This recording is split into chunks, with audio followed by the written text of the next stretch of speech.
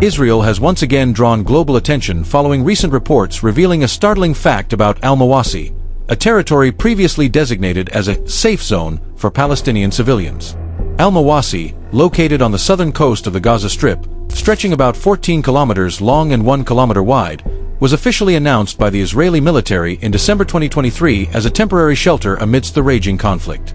This zone was promoted as a safe haven, free from attacks, and a hopeful refuge for thousands displaced by ongoing battles. However, reality tells a different story. Rather than a sanctuary, numerous eyewitness accounts and humanitarian organizations report airstrikes targeting the area. The conditions are dire, overcrowded, with minimal access to clean water, food, and healthcare services. Emergency infrastructure has failed to accommodate the surging refugee population. Airstrikes around the zone have further heightened psychological distress, especially among children and the elderly. Almawasi, once considered a place of protection, has turned into a grim symbol of irony amid the conflict. These developments raise serious questions about Israel's commitment to safeguarding civilians in the very zones it declared safe. International bodies are now demanding independent investigations to verify whether these safe zones comply with international humanitarian law or if they serve merely as political rhetoric amid ongoing warfare. Before the recent war erupted, Almawasi held a long-standing history as a unique small community within the Gaza Strip. Situated between densely populated areas and Israeli settlements formerly known as the Gush Katif bloc, Almawasi was home to Palestinian Bedouin communities relying mainly on farming, fishing, and small-scale trade. The area once existed as an isolated Palestinian enclave, surrounded by Israeli settlements on all sides. Movement in and out was strictly controlled via checkpoints. In 2005, when Israel withdrew from the Gaza Strip, Almawasi returned under full Palestinian control, though its socio-economic conditions remained challenging. Infrastructure was minimal, health services limited, and educational opportunities scarce. Despite hardships, Almawasi remained home to its residents. Drastic changes occurred when the prolonged Gaza conflict forced thousands of displaced persons to seek refuge there.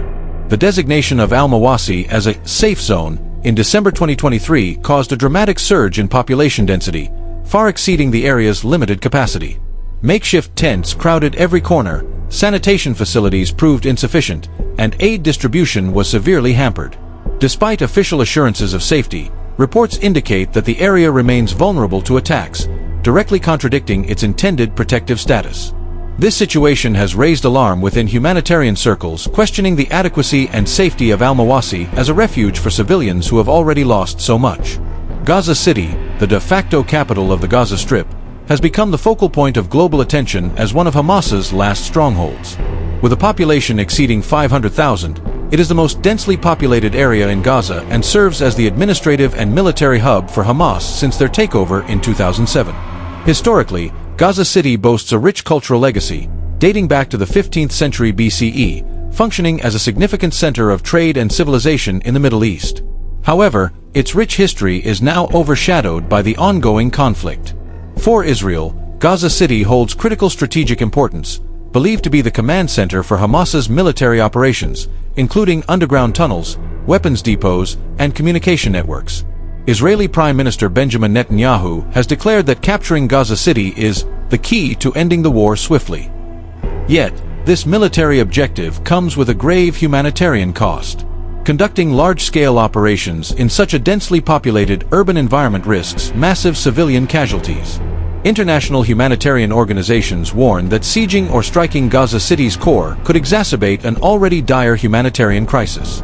Reports from the ground indicate thousands of civilians attempting to flee, though many remain trapped due to limited evacuation routes and ongoing hostilities. Gaza City symbolizes the protracted conflict, caught between military strategy and escalating human suffering. The simultaneous Israeli strikes on Gaza City and Almawasi have provoked a wave of international outcry. These two locations hold different yet interconnected significance. Gaza City as Hamas's strategic command center, and Almawasi as the promised refuge for civilians. Military operations launched almost concurrently have trapped thousands of civilians amid a deadly battleground. In Gaza City, local media and eyewitness reports describe massive explosions in densely populated neighborhoods, accompanied by artillery and airstrikes. Meanwhile, in Almawasi, despite its official safe zone status, Airstrikes have caused widespread panic and shattered the fragile hope of safety for displaced residents. The United Nations Security Council convened an emergency session to address the escalating violence but has yet to reach a resolution to halt the attacks. Humanitarian organizations like the International Red Cross and UNRWA warn that the humanitarian situation is reaching a critical point. They report worsening shortages of medicine, clean water, and food, further hampered by disrupted aid corridors amid ongoing combat. Several countries have called for an immediate ceasefire to facilitate civilian evacuations, yet the Israeli government insists the operation is necessary to permanently dismantle Hamas's military capabilities. This escalating tension places Gaza in its most perilous phase, where military actions and humanitarian needs dangerously collide without clear resolution. The humanitarian impact following the attacks on Gaza City and Almawasi is growing increasingly severe. In Gaza City, homes lie in ruins, while schools and healthcare facilities, once used as emergency shelters, have been heavily damaged or destroyed. Survivors are forced to seek refuge among rubble or move repeatedly in search of relative safety, though no place is truly secure. In Almawasi, displaced populations face overwhelming survival challenges. The scarcity of clean water has led to outbreaks of communicable diseases, including diarrhea and respiratory infections, particularly affecting children and the elderly. Emergency medical facilities are overwhelmed, with insufficient supplies of essential medicines. Volunteers describe the situation as a crisis within a crisis, where a supposed refuge has become a zone of severe health threats. Aid distribution is hindered by blockades and the ongoing risk of further attacks, rapidly depleting food stocks. Some residents are forced to consume unsafe water just to survive. Beyond physical needs, psychological trauma adds to the suffering. The constant noise of explosions and gunfire, coupled with the loss of loved ones, leaves deep emotional scars. Children suffer recurring nightmares, while adults struggle to maintain hope amid uncertainty. This worsening humanitarian crisis intensifies global calls for an immediate ceasefire, although prospects remain uncertain amid persistent political and military stalemates. The Israeli government has issued firm justifications for its large-scale military operations targeting Gaza City and Almawasi. Official statements from Prime Minister Benjamin Netanyahu emphasize that these areas are Hamas's last strongholds and centers of military activity threatening Israeli security. The designation of Almawasi as a safe zone does not exempt it from military action if it harbors armed group activity. Israel asserts that the operation aims to precisely destroy Hamas's military infrastructure, including tunnel networks, weapons depots, and command centers. An Israeli military spokesperson added that attacks are carried out based on current intelligence, with civilians warned to evacuate high-risk areas. However, these claims have drawn widespread criticism. International human rights organizations question the effectiveness of such warnings given the limited evacuation routes and near-constant threat of attacks across Gaza. Israel denies accusations of violating international humanitarian law concerning strikes on Almawasi, arguing that Hamas uses the area to conceal movements and weapon caches. Nevertheless, on-the-ground reports from journalists and aid workers indicate that the majority of casualties in Almawasi are civilians, including children. This situation presents a profound moral and political dilemma, further complicating international perceptions of Israel's military measures. Meanwhile, Israel maintains that completely dismantling Hamas's military power is the only path to lasting peace, despite the high humanitarian cost. Strong reactions have emerged from the Arab world following Israeli strikes on Gaza City and Almawasi. Egypt, sharing a border with the Gaza Strip, condemned the attacks and called for an immediate halt to military operations to protect civilians.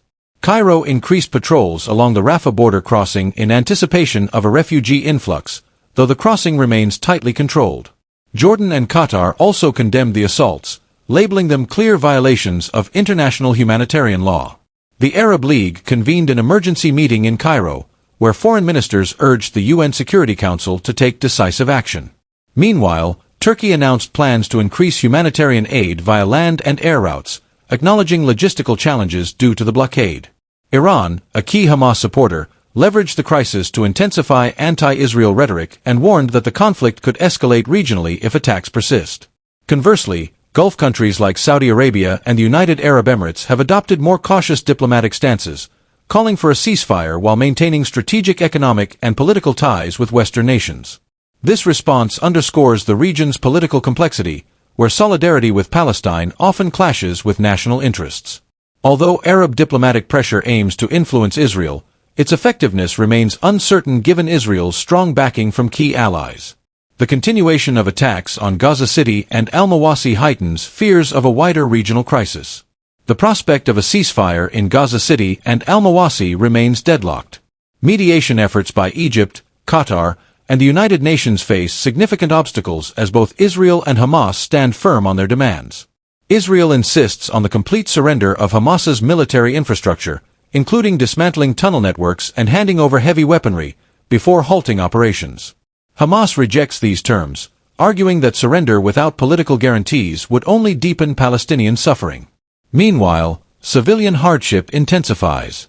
Humanitarian agencies report that over half of Gaza's population has been displaced, many lacking adequate access to clean water, food, and medical care. In Almawasi, initially heralded as a safe zone, refugees still live in fear of further attacks. Gaza City, the de facto Hamas government seat, continues to suffer extensive infrastructure damage threatening its functionality.